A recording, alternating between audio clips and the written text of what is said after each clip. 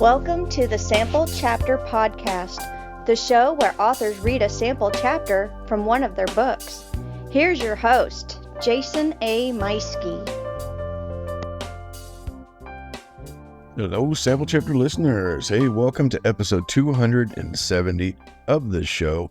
And man, I have a heck of a show for you today. It's one that's very special to me, and you're going to hear me kind of ramble on about that once I go to introduce the author during the interview. But yeah, today I'm going to be having a first-time author, a guest author for the show, my daughter, Anni Meuschke. And she has completed her first short story that was just published in the now available Mystic Springs anthology. That is the local Writers of Warrensburg anthology. The latest one that was put out in the book is now available, which is really cool. So that was a big surprise for us. We didn't expect it to be available until November, but it came out already.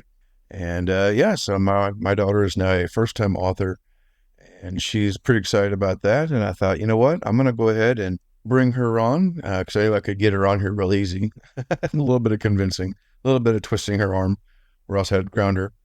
I don't think that was good. That would get far though for a 27-year-old.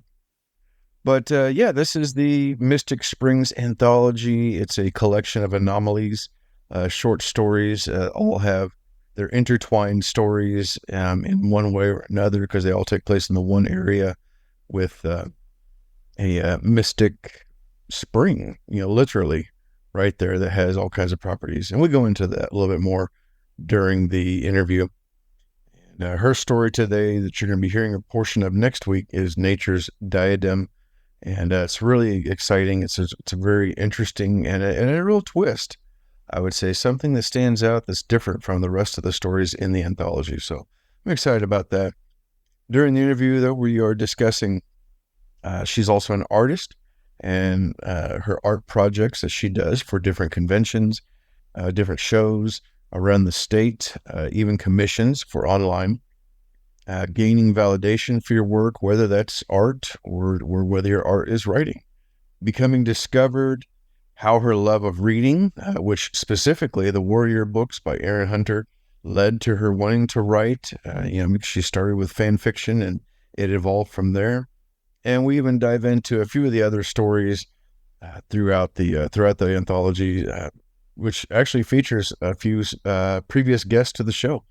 Going to make sure to have links for the book and where you can follow Anni here in the show notes, so you can click down below. Meanwhile, I have been, no episode last week, spent a lot of time focusing on Bandit 3. I've got it prepared. I'm doing the edits now and just having a blast. Coming up in November 16th is a Saturday from 8 to 3. I will be at the Hallsville, I think it's their community center. I'll have events posted so that way you can follow it. But this is an event that I've done a couple years ago when the first Bandit book came out, and did really well. So I'm coming back, and I'm going to be there for that day. It's a Christmas event, a whole bunch of crafts and other things there. So if you're in the area and you want to stop by, everybody that I talked to last year or 2 years ago had a really good time and found lots of good deals. I know my wife found a lot of good deals because we definitely carried a lot more out than what we brought in, even though I sold a lot of books. Oh, I'm just kidding. No, my wife is always a great help at all of these shows, so love having her there. We had a really good time, and it was good to do that. But look for me to be sharing some of that on not only my author page is, of course, but I'll also make sure to share that with the show page here over the coming weeks. And speaking of shows, the week before that, on November 9th, the Writers of Warrensburg will be hosting a special celebration event at the local library I believe it's from 2 to 4. I will have to confirm that again. I actually just found out about this. So, but that'll be all of us that participated in the book will be there as a celebration and book signing for the latest book. So I'm planning to be there. I think Annie's going to plan to be there if she can break away from work. And that should be a good a good time. If you're a fan of the first book, or if you're one of those completionists who likes to get the signatures by all of the authors, then that's a good time for you to come and get that. You'll get at least the majority of us. So I know of at least one person who is in the book. They just had a new grandbaby, so they may or may not be available. We'll see. Anyway, but all that, I'm going to make sure to be sharing those events. And then, of course, next week, we'll be back once again with Annie and reading a sample from Nature's Diadem. But with all that said and taken care of, without further ado, let's go ahead and hop on over to the interview with my daughter, Anni Meuschke.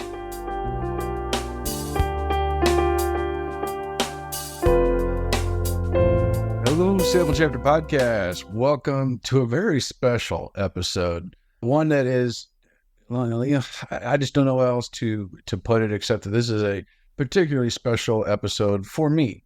And I think you're going to really enjoy this as well. Today's guest is someone I've had the pleasure of being able to follow throughout her whole life. I've been able to watch her writing and her art, because she's also an artist, and how that has grown throughout her life. And I guess without further ado, we can just let the cat out of the bag that, today's guest is my daughter, Anni Meuschke.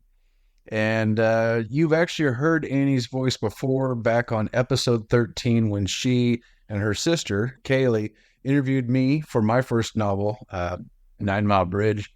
And that was a really fun episode. For those interested, I'll put a link in the show notes for that. That was just a lot of fun had by all of us that day. But without further ado, ladies and gentlemen, help me welcome to the show my daughter, Anni Meuschke.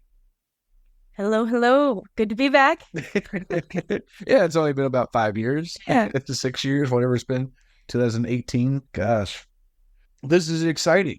We're here today talking about your first book, your first story being published, coming out already. And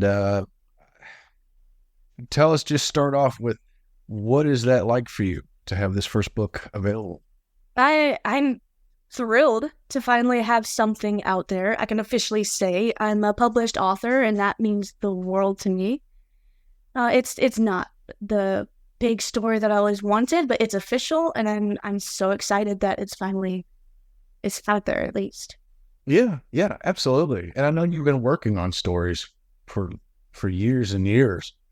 You've been writing stories since you were a little girl and drawing pictures and art and stuff. And in the last couple of years, your art has really come along and become almost a small business on the side for you, which is really cool.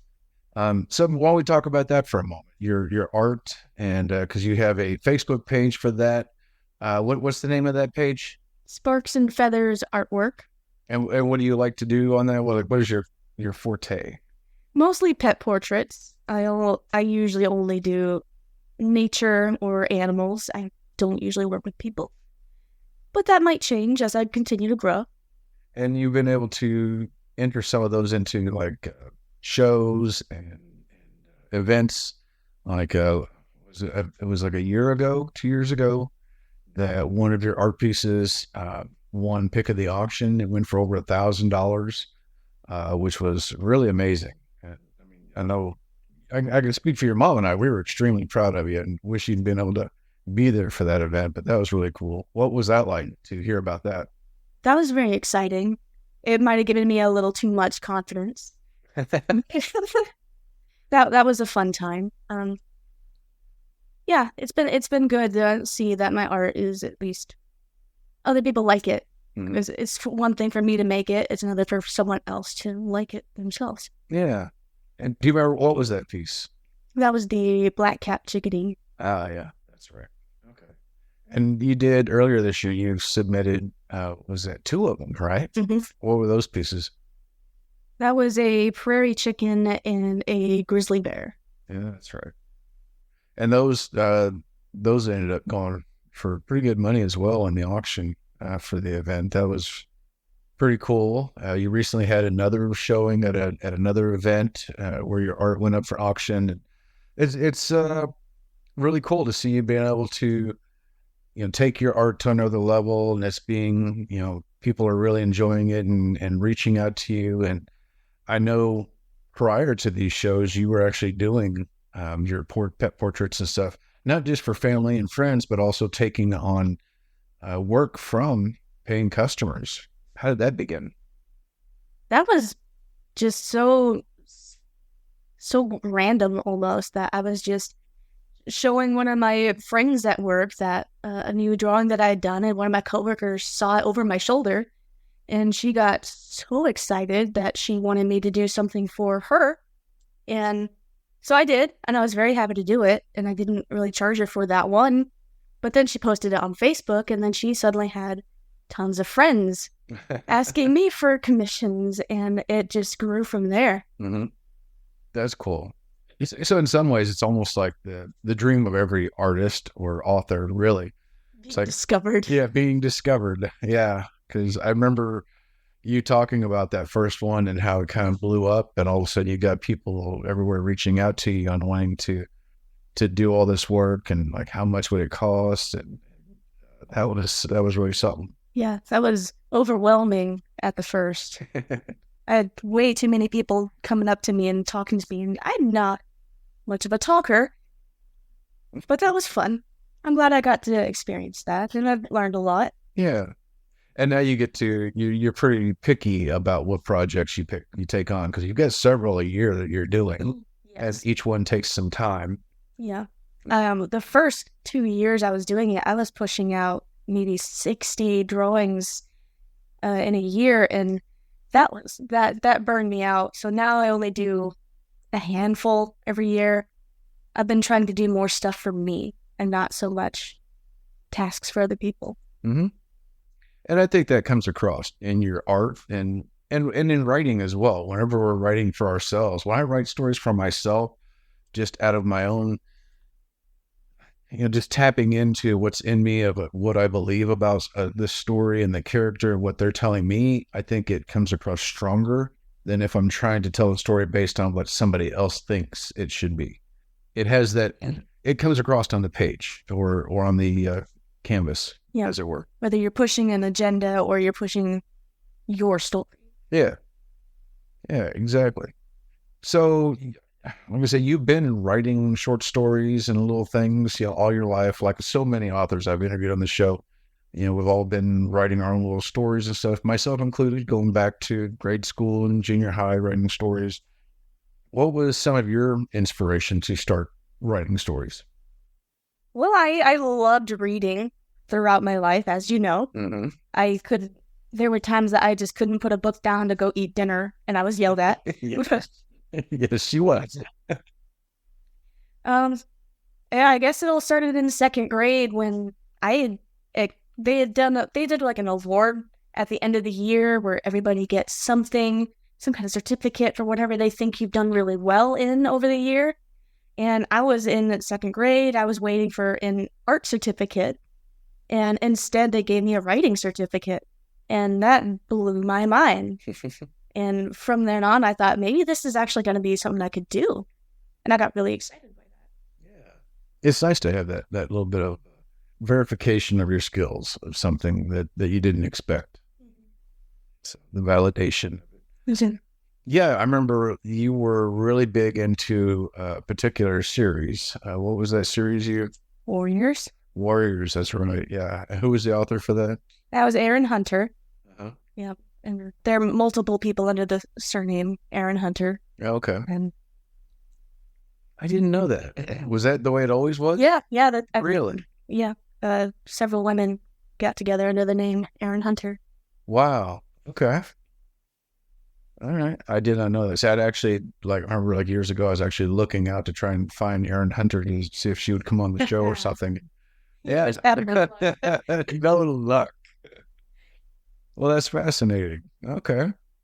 Yeah. Well, I remember you would also be writing your own little cat stories based on those. And yeah, it's little fan fictions. Those can burn. They can be unabridged for the rest of my life. But they were a lot of fun. They were very special for you and your sister as well. You all had all kinds of fun with those. Now, as you grew up, though, you kind of got away from some of the fan fiction. You started to branch out and create your own stories. And I know one you've been working on, is a vampire tale. What's the inspiration behind that, and how's that coming? That actually came about because of Warriors, where I met other people, and we spitballed ideas off of each other, and we just decided, let's throw some vampire characters at each other, and it went from there. Yeah. And I've been developing it now for years, and yeah, that's been a lot of fun. Yeah. How's the story coming along? It's going. I mean, you maybe remember or not, we were living in Japan when I heard about 9 Mile Bridge, and it triggered something in my head of like, that will be my first book. That's what I'm going to write. And I started trying to put together what became like my first several chapters, and even the ending all came to me while we were still in Japan. And I mean, for Japan, that's been 14 years ago, but it took me 8 years of starting and stopping and building before that book came to life. So I'm sure it'll still happen for you as well, because I know you've been working hard on it, and your writing's getting better and stronger, and I'm looking forward to when that comes out. I'm excited to have it finished. I don't know that it's going to blow everything out of the water, but it's something I hope to be very proud of. Yeah. Of it. Yeah. So why vampires? That's just what we liked as kids. Yeah. That was when Twilight was big. So, yeah. And then as an adult, I considered just making him a man, but it was just more fun that he's a vampire. Okay. That's cool. Well, let's go ahead and jump into your story that's now available. It's Nature's Diadem is the title of your story, and that is in the new anthology from the Rise of Warrensburg. It's The Mystic Springs is the name of the anthology. It's a collection of anomalies. I have 17 authors altogether in there. You have your story. I have a story in there. I think we have a couple of other first-time authors in this as well. And so you're in good company, it sounds like, in first-time authors. So what does that feel like? To be a first-time author? Yeah. That's exciting. I'm trying not to get too high on it. I'm thrilled about it. I'm very happy, and I tell people all the time, especially at work now, like, hey, guess what? Well, what is Nature's Diadem? Give us a little bit of what the story is. Oh, how about good at an elevator pitch? That's okay. You don't have to give me the elevator pitch. Just tell me a little bit. Like, what do you tell your coworkers about the story? Tell them, just tell them I've got a book. Go look at it. Well, I know, because I know like part of it is a young lady coming to Mystic Springs in search of something, and she certainly finds it. Well, I guess what we should do is we could start with Mystic Springs itself, the book. So this is a collection, like I said, it's 17 authors came together. Our instructions were to, we created a town called Mystic Springs. It's got a legend about the water, the springs in there, that the water is capable, potentially, possibly, allegedly, possible of mysterious things that it can heal or do whatever things to it. And there are certain characters that are across everybody's story or that are available in the town, in stores. So that was part of the inspiration behind it. So how did you draw your inspiration in using that information? I was drawing a total blank for most of the time that they were talking about it, until it came down to almost the end of the meeting, and everybody was talking about how good the water could be, the healing powers, or just the good that having something magical could be. But no one had even discussed so far, what if it was bad? Oh, interesting. So I just ran with that, and I had just the one line in my head that it's, what if it's not nice? Wow. And that is certainly a question raised in your story. So you have that part of it. So we have your character. What's your character's name? That's Brielle. Yeah. She's a young woman that was attracted to the springs. She had heard about it through one of the other characters. He had a podcast about it. Mm-hmm. and she went to go visit it, and she's enthused by nature, so she thought this rumored magical area, she at least wanted to see it. And she finds it. Yeah, and comes across perhaps with that question: is the water good or is it bad, or what is the water? That's fast. That's a good way to put it. So to go from there, and there's 17 authors. Like I said, there's some of them are new in there. We both have been able to read some of the stories. Let's give the audience a little bit of a touch on some of the other stories. Like what's some of them that you've read that have really sparked your imagination, or that really sparked your interest so far? I really liked Stan's. Oh yeah. His I really enjoyed. It was very sweet. Mm-hmm. Relatable in a way. His was probably my favorite of the ones that I've read so far, because I admit I haven't read all of them. Mm-hmm. I plan to. Yeah. I mean, with the physical copy. I really liked the short story "The Fairy Spring" by Arya Linger. Yeah. I don't know how to pronounce these people's names. I'm on a first name basis with most of them.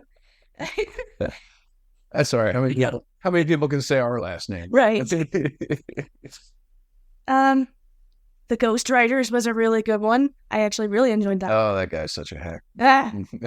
Well, you don't have to like him. Just, read it. There's The Narrow Trail. I really liked that one. That was interesting, yeah. Yeah. That was a really good one. Yeah. I admit I've only read like the first 8 stories so far. I started at the beginning and I'm literally just reading linearly. Mm-hmm. I think that's how you're supposed to read it. Yeah, I think so. And so I've only read the first 8. Yeah, one of them that stood out to me also was, like The Narrow Trail. And of course, Stan always writes something that's very genuine and sweet. Patrice, her little story, Samuel, about the cat around town. That was interesting, yeah. So there's lots of really cool stories throughout. They all have something to do with the mysteries around town, and the water takes part of it. And yeah, I think it's a lot of fun. Yeah, I like how everybody just took their own direction. They could do whatever they wanted. Yeah. They don't have to ping pong off each other, but some of them do. Mm-hmm.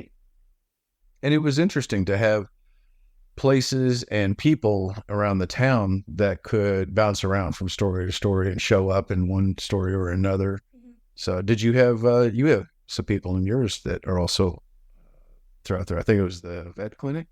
The vet clinic, yes. I think that's the only person that makes an appearance in other stories, because otherwise, Brielle likes to keep to herself, and she spends most of her time in the forest away from everybody else. Mm-hmm. Well, that's really cool. So, and everybody, that is available right now. It is Mystic Springs, the anthology. It's a collection of anomalies, and Annie's story is Nature's Diadem. You want to follow the link in the show notes for that. So, Annie, what is next for you? Is it back to work on the Dracula story, or you have something else and you want to work on? It's a vampire, so it's automatically Dracula. Did I say Dracula? Vampire. Okay. Vampire. But yes, I do intend to continue to work on the vampire story. Yeah. I hope to participate in NaNoWriMo this year to hopefully finish it to at least a point that from then on I can just be doing edits. Oh, yeah. I don't know if that'll do it, but it's the goal. Well, I mean, in my own limited experience, having that first book done was such a key moment for me. Mm-hmm. It helped me to say, get the validation like we've been talking about, and to know I can do this. And suddenly my other books since then have been a lot easier. And each one gets easier, in time. And so now you've got one under your belt, and now you can be all right, the structure's coming more natural to you, and the stories. So now you can go all right, here's my vampire story, and here's how I want to tell it. Yeah. And a lot of what I've written so far is already subject to change. As I continue the story, I'll decide whether I want to keep or remove things. Yeah. That sounds cool. Well, where can people find and follow you so that they can find out when the next book is available, or if they want to reach out to you about your artwork? Oh, you'll just never find me. You gotta come to Warrensburg. I have a Facebook page. It's Sparks and Feathers Artwork, and I guess you could reach out to me on that. Otherwise, I don't have much of a social standing. Yeah, but we're getting your Amazon author page set up as well. Yes, there's that. Have to include that on the Facebook page now. I should find someone to do that for me. That's cool.